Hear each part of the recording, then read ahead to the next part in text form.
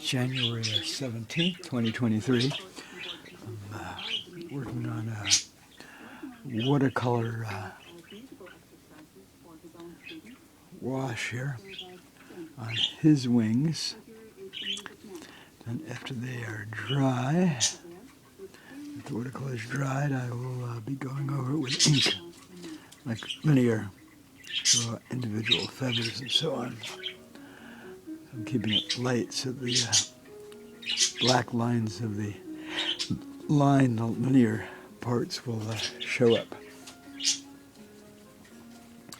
I might use some dark brown ink if I have any on hand.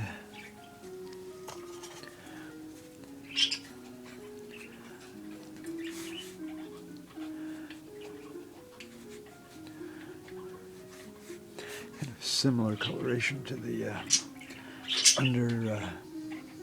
watercolor wash I did on the coat before I did all the dots and parallel lines and so on.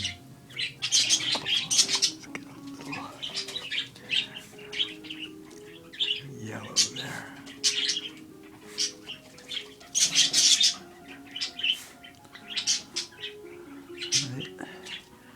All right, there we have it for now.